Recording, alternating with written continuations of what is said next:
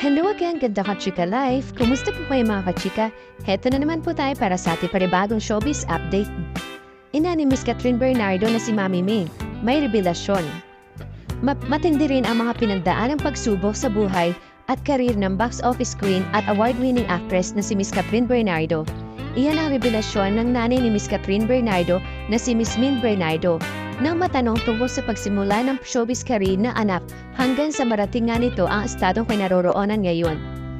Pero alam niyo po ba na hindi lang si Miss Catherine Bernardo ang nagsakripisyo nung sobra noong nagsisimula pala ng mag-artista ang dalaga, kundi pati na rin ang kanyang Mami Min. Sa panayam nga po ni MG Felipe na ibahagi ni Mami Min na sinakripisyo niya ang sariling karir para magabayan si Miss Catherine noong nagsisimula pa lang actress bilang extra. Kaya naman abot ang laging pasasalamat ni Mami Min, si DIY, dahil sa tagumpay na tinatamasa ngayon ng kanyang anak na napili nitong mundo. Pag-amin pa niya, hindi rin naging madali ang lahat kay Miss Catherine dahil ilang beses din ito nakaranas ng pagkabigo at rejection. Bukod pa sa mga kinasasampotang kontrobersya sa kanyang personal na buhay. Ngayon, si Catherine independent na siya. Ang strong na anak ko, ani ni Mami Ming. Samantala, never din daw siyang nakialam o naghimasok sa love life na anak at hinahayaan lamang ang dalaga na magdesisyon para sa sarili nito. Hinahayaan ko lang siya pero nariyan pa rin ako sa side na bulong-bulong. Hindi tama yan, hindi okay yan. Mga ganun ba? Sabi ng magulang ni Miss Catherine Bernardo. At sa tanong kung may mga nanliligaw ba kay Miss Catherine Bernardo, syempre naman, ang pangit ba naman na anak ko kung walang manliligaw? Kumakalat ang chika na tubigan ng araw sa panliligaw kay Miss Catherine Bernardo ang leading man niya na Asia Multi-Asia star na itong si Mr. Alden Richards sa pelikulang Hello Love Again.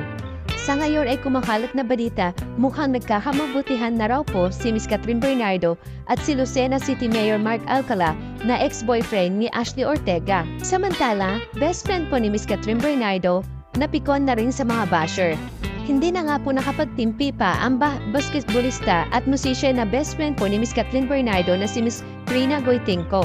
Dahil sa walang tigil na pag-uurot ng netizen na di umano'y pagdededma niya sa kaibigang actress. Halatang iritado na rin si Miss Trina sa kanyang latest tweet sa X. Please stop leaving hateful message and comments targeting my character. Please have some decency and respect before you comment on people's personal lives, which is all you know nothing about.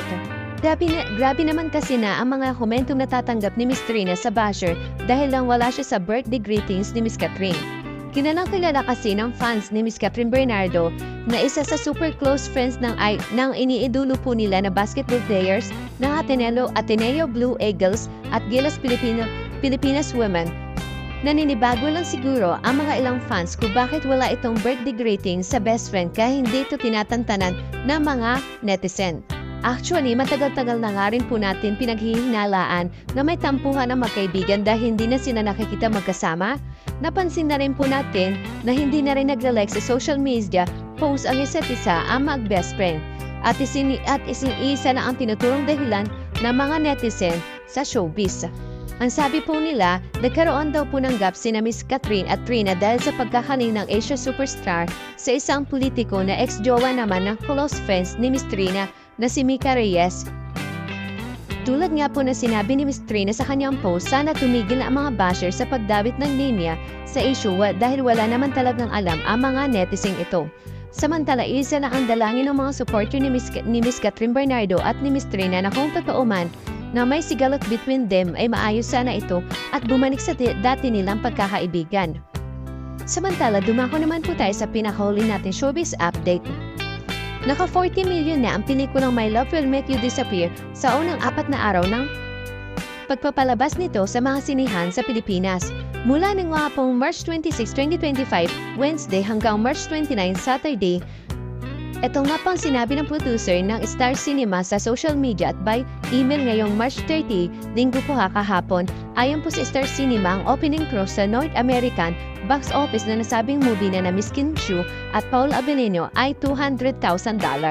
Halos katumbas niya ng unang araw na kinita ng pelikula sa Pilipinas. Kwento ng Hollywood-based journalist na si Oliver Carnoy, napanood ko lang ang My Love Will Make You Disappear sa first day of showing nito sa US. noong Thursday sa Amacy Bournemouth 16. Nagulat ako dahil puno ng sinihan at may mga tumikilig at kinikilig sa likuran namin.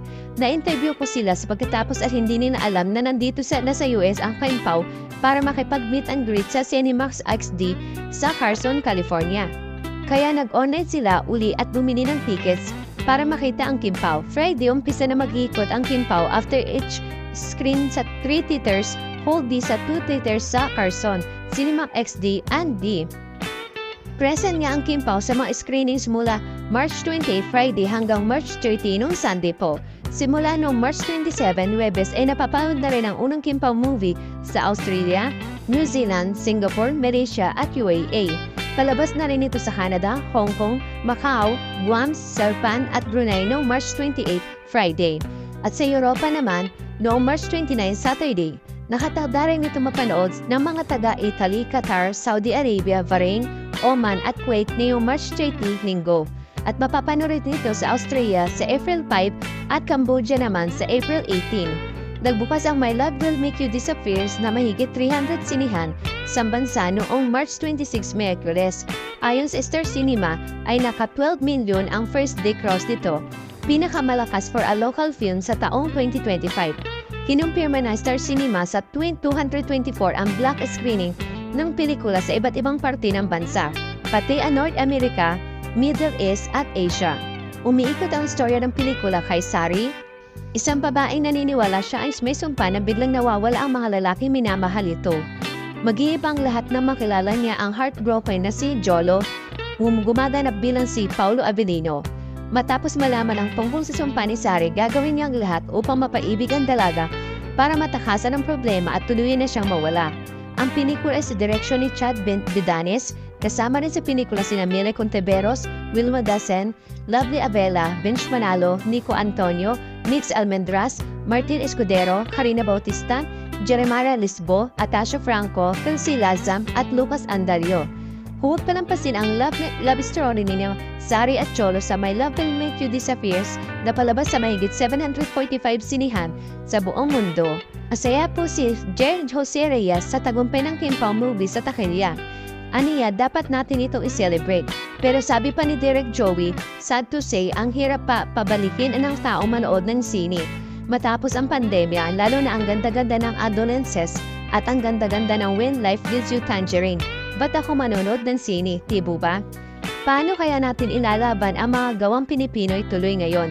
Dahil linggo ngayon walang sumasagot sa mga reliable source namin kung magkano na talagang kinita ng My Love Will Make You Disappear. Saad po nito. Pero sa huling check ko, sa pangalawang araw ng showing nito ay nasa 7 million daw na ito. Maaring lumakas ito noong Friday at Saturday kaya umabot ito ng 40 million. Pero kukunin ko pa ang exact figures ng weekend screening nito. Ang pagkakaalam ko, maraming black screening noong Saturday at naimbitahan pa ako sa isang black screening sa isang sinihan sa Quezon City. Saad po nito. Sana ma-maintain po dahil medyo hirap pa rin talagang palakasin ito. Kaya todo promote pa rin sina Kim Chiu at Paul Avellino na pati sa bahay ni Kuya ng Pinoy Big Brother Celebrity Collab ay pinasok nila. Siyempre, hiling po natin na sana lumakas pa ang My Love Will Make You Disappear para mapansin din ang mga susunod na pelikula ipapalabas sa mga sinihan. Thank you for watching. Kung nagustuhan niyo po ang video ito, subscribe na sa Starlight Showbiz YouTube channel and please don't forget to hit the bell button for our latest updates.